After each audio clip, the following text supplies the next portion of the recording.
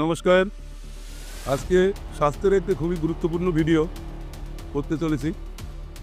2026 সালে ভারতবর্ষ থেকে হাম এবং রুবেলা দুটি ভাইরাল গঠিত রোগ, এই দুটি রোগ দূরীভূত করার লক্ষ্যে পশ্চিমবঙ্গ সরকারের তরফ থেকে যে অভিযান আমরা চালাতে চাইছি, সেই অভিযানটা আমরা কীভাবে করব তারই একটা পটভূমিকা আজ রাখতে চলেছি।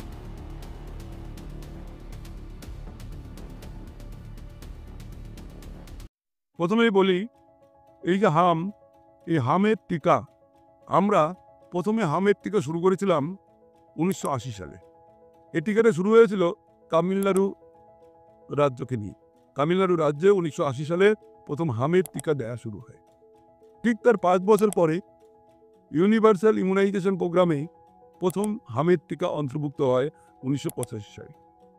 তার পরে আমরা হামের সেকেন্ড ডোজ চালু করেছিলাম ঠিক তার 25 বছর পরে 2010 সালে আমরা হামের সেকেন্ড ডোজ আমরা চালু করেছিলাম। ক্রমান্বয়ে এগিয়ে গিয়ে আরও 7 বছর পরে 2017 সালে আমরা এমআর ভ্যাকসিন অর্থাৎ হামের সঙ্গে রুবেলাতে যোগ করলাম এবং যোগ করে 5 ফেব্রুয়ারি হাম এবং রুবেলার প্রথম ভ্যাকসিনটা নিয়েছিল। তারও 7 বছর পরে 2023 সালে আমরা এই রোগ দূরীভূত করার জন্য হাম এবং রুবেলার ক্যাম্পেইন শুরু করেছিলাম 2023 সালের জানুয়ারি মাসে।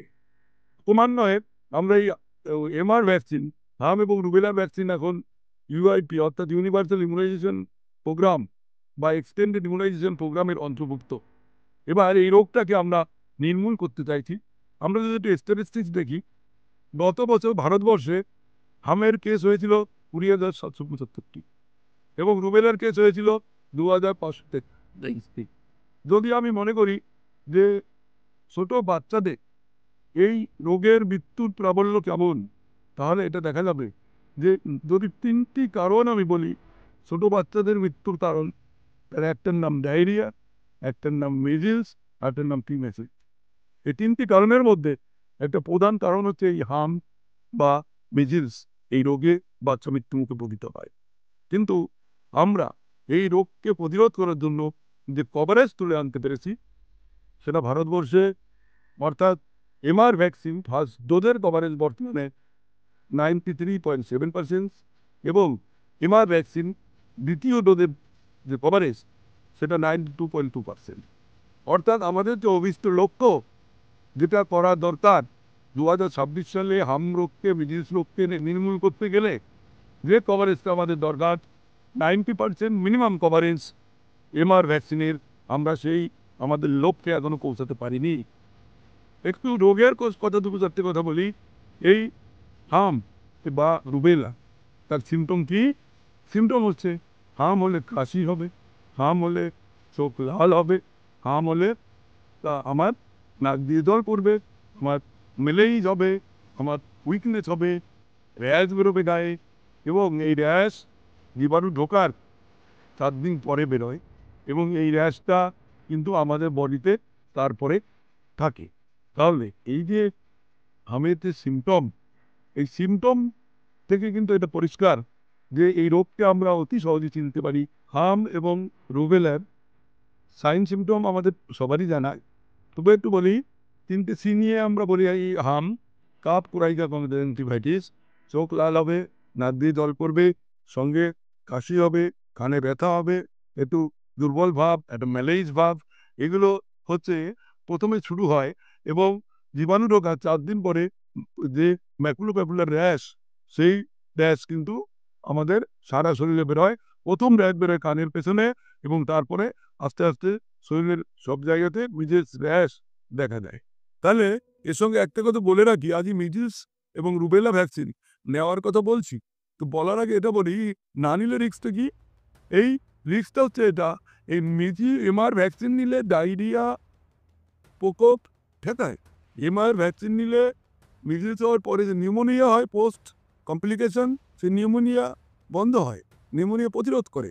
মিজলস ভ্যাকসিন নিলে লস অফ ইমিউনিটি থেকে ঠেকায়। আবার মেয়েদের ক্ষেত্রে কি করে?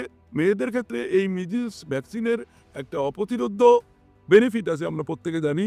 এই নিজের ভ্যাকসিন যদি মেয়েটা নেয়, তাহলে মেয়েটা যখন বিয়ে হবে, যখন তার প্রেগনেন্সি আসবে, তখন কিন্তু তার গর্ভস্থ ভ্রূণও হার্ট ডিজিজ হবে না, তার গর্ভস্থ ভ্রূণের মানে অন্ধত্ব হবে না, তার গর্ভস্থ ভ্রূণের বধিরতা হবে না, মেন্টাল রিটার্ডেশন হবে না, এছাড়াও অ্যাবর্শন এবং স্টিল বার্থ তো হতে পারে।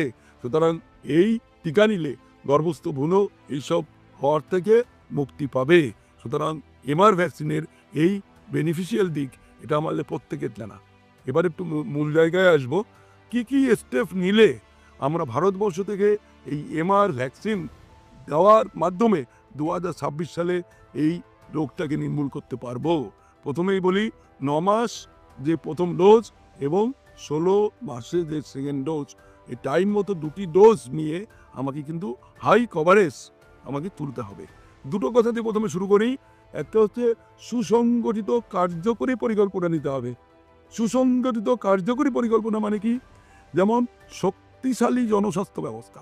কেন শক্তিশালী কথাটার উপর জোর দিলাম এই কারণে, আমাদের যে উপস্বাস্থ্য কেন্দ্রগুলো আছে, আমাদের যে সুস্বাস্থ্য কেন্দ্রগুলো আছে, আমাদের যে ইউপিএসসিগুলো আছে, আমাদের যে টিকা গ্রহণ কেন্দ্রগুলো রয়েছে মিউনিসিপ্যালিটিতে, সেগুলোর মধ্যে ভ্যাকসিন সাপ্লাই যেমন ঠিকঠাক থাকতে হবে, ভ্যাকসিনের ইফিকেসি ঠিক থাকতে হবে, ভ্যাকসিনের যেটাকে আমরা বলি ভ্যাকসিন ভায়াল মনিটর, সেটাও আমাদের ঠিকঠাক থাকতে হবে ওই জন্য, এবং যে সাপ্লাইং চেন এবং সেখান থেকে ভ্যাকসিন ফেরত আসা, এই শক্তিশালী জনস্বাস্থ্য ব্যবস্থার দরকার আছে।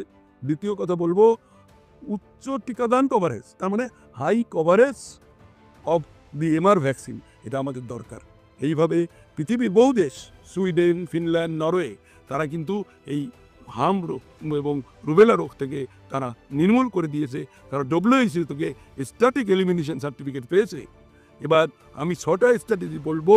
এই 6টা স্ট্র্যাটেজি যদি আমরা ফলো করতে পারি, তাহলে আমরা ভবিষ্যতে কিন্তু এই 2026 সালের মধ্যে হাম রুবেল মুক্ত ভারতবর্ষ, হাম রুবেল মুক্ত পশ্চিমবঙ্গ গড়ে তুলতে পারবো। প্রথমে বলি, 1 নম্বর, আমাদের ভ্যাকসিনটা হচ্ছে ইফেক্টিভ ভ্যাকসিন। এমআর যে 100% ইফেক্টিভ ভ্যাকসিন, এই ভ্যাকসিনের কভারেজ আমাকে কিন্তু 95%-এর ওপরে রাখতে হবে। This is in WHO guideline. প্রথম ডোজ এবং দ্বিতীয় ডোজ দুক্ষেত্রেই 95-এর উপরে কভারেজ রাখতে হবে। 2 নম্বরটা বলি, 2 নম্বরটা হচ্ছে মজবুত রোগ নজরদারি ব্যবস্থা রাখতে হবে। প্রত্যেকটা কথা ইম্পর্টেন্ট। মজবুত বললাম কেন? মানে এক্সটেন্ডেড, মানে মজবুত রোগ নজরদারি ব্যবস্থা। আমার মনে হলো এর মিডিলস হয়েছে, আমার সিমটমগুলো মনে হলো, ঘটনাগুলো শুনে মনে হলো মিডিলস হয়েছে, তাকে যত দ্রুত শনাক্ত করা যাবে তত ভালো, এবং তার ল্যাবরেটরি কনফার্মেশনের জন্য পরীক্ষা করতে হবে। তারপরের ধাপে আসি, ল্যাবরেটরির যে পরীক্ষা হচ্ছে, শুধু স্যাম্পেল পাঠালেই হবে না, তার রিপোর্ট কীভাবে আসবে তা তদারকি করতে হবে। ল্যাবরেটরি ভিত্তিক নজরদারি এটাও দরকার আছে, তা নাহলে রিপোর্ট তাড়াতাড়ি পেলে আমি তাড়াতাড়ি অ্যাকশন নিতে পারবো, আমি রোগটাকে যে স্পেয়ারিং অফ দি ডিজিজ সেটাকে আমি প্রতিরোধ করতে পারবো। এবং তারপরে যে প্রসঙ্গে আসবো, সেটা হচ্ছে যত কেস হবে এই মজবুত রোগ নজরদারি ব্যবস্থার মাধ্যমে সব কেসের রিপোর্টটাকে বাধ্যতামূলক করতে হবে, কম্পালসারি করতে হবে। 3 নম্বর স্ট্র্যাটেজি বলি, পাবলিক অ্যাওয়ারনেস এবং শিক্ষা। পাবলিক অ্যাওয়ারনেস এবং শিক্ষার মধ্যে দুটো কথা বলবো। একটা কথা হচ্ছে জনগণের মধ্যে টিকার প্রয়োজনীয়তা এবং তার নিরাপত্তা সুনিশ্চিত। 3 নম্বরে যেটা বলবো, পাবলিক অ্যাওয়ারনেস এবং শিক্ষা। অর্থাৎ আমি দুটো বিষয়ে কথা বলবো। একটা হচ্ছে জনগণের মধ্যে টিকার প্রয়োজনীয়তা এবং তার নিরাপত্তা সুনিশ্চিত করতে হবে। নিরাপত্তা কেন বলছি? খালি টিকার প্রয়োজনীয়তা বোঝালে হবে না, সেটা দিলে জনগণ যাতে বুঝতে পারে, কনফিডেন্স পায়, সেই নিরাপত্তাকে সুনিশ্চিত করতে হবে। আমার যে AEFI kit, advance event following immunization, সেটা রেডি রাখতে হবে। 2 নম্বর, তারপরে যেটা বলবো সেটা হচ্ছে যত ভুল তথ্য আমাদের সোসাইটিতে আছে তার বিজ্ঞানসম্মত আলোচনা করে মানুষকে ব্যবহার করতে হবে, মানুষকে বোঝাতে হবে। এবার 4 নম্বর স্ট্র্যাটেজিতে চলে যাই। 4 নম্বর স্ট্র্যাটেজি হচ্ছে যে আনকভার্ড যে গোষ্ঠী আছে তাকে টিকার আয়তায় আনতে হবে। কারা আনকভার্ড? আদিবাসী এরিয়া। কারা আনকভার্ড? Left out. কারা আনকভার্ড? Drop out. কারা uncovered? Newcomers of that community, নতুন যারা ওই জনবসতিতে এসছে। আর লেফট আউট ড্রপ আউট আপনারা জানেন, যারা কোনোদিন ভ্যাকসিন নেয়নি লেফট আউট, যারা একটা ডোজ নিয়ে আরেকটা নেয়নি তারা ড্রপ আউট। এই যে মানুষ, এই আনকভার্ড গোষ্ঠীকে আমার টিকার আওতার মধ্যে আনতে হবে, তার জন্য দুটো স্ট্র্যাটেজি নিতে হবে। নাম্বার ওয়ান হচ্ছে ইমিউনাইজেশন গ্যাপ অ্যালাউ করা যাবে না। প্রথম ডোজ যদি এমআর ভ্যাকসিন একটা নেয়, দ্বিতীয় ডোজ সময় মতো সেই পরিমাণ কভার করতে হবে। এমআর ওয়ান যদি 95% হয়, এমআর টুও 95% হবে। এই ইমিউনিটি গ্যাপটাকে আমাদের কভার করতে হবে। আরেকটা আমরা স্ট্র্যাটেজি নিতে পারি, তাকে আমরা বলি ক্যাচ আপ প্রোগ্রাম। এটা ইমিউনাইজেশনের ক্ষেত্রেই ব্যবহার করা হয়। এই ক্যাচ আপ প্রোগ্রামের মাধ্যমে আমার এই যে আনকভার ডোজটি তার ইমিউনাইজেশন এনশিওর করতে হবে। আর একটা কথা বলবো, সেটা হচ্ছে কমিউনিটি ক্লিনিকের সহজলভ্যতা। ব্যাপারটা কি, আমরা যে ভিএসএনডি করি, আমরা যে প্রান্তিক অঞ্চলে ক্যাম্প করি, সেটা জানি ইজি অ্যাক্সেসেবল, ইজি অ্যাফোর্ডেবল হয়। এটার দিকে কিন্তু খেয়াল রাখতে হবে। কমিউনিটি ক্লিনিকের সহজলভ্যতা একটা ইম্পর্টেন্ট পার্ট। 5 নম্বর স্ট্র্যাটেজি কি, সীমান্তবর্তী এবং আন্তর্জাতিক সহযোগিতা দরকার। যে সীমান্তবর্তী আমাদের জেলা যেগুলো রয়েছে, তার যে প্রতিবেশী দেশগুলো রয়েছে, তাদের সঙ্গে তথ্যের আদান প্রদান দরকার। তাদের সঙ্গে সংক্রমণ প্রতিরোধে সমন্বয় মিটিং করা দরকার, যাতে পার্শ্ববর্তী দেশ থেকে আমাদের দেশে না আছে বা আমাদের দেশ থেকে পার্শ্ববর্তী দেশে না যায়। সুতরাং সীমান্তবর্তী এবং আন্তর্জাতিক সহযোগিতা দরকার। পরিশেষে একটা কথা বলে আমি শেষ করব, সেটা হচ্ছে আমাদের পশ্চিমবঙ্গের প্রত্যেকটা ব্লকে আঞ্চলিক যাচাইকরণ কমিটি তৈরি করতে হবে।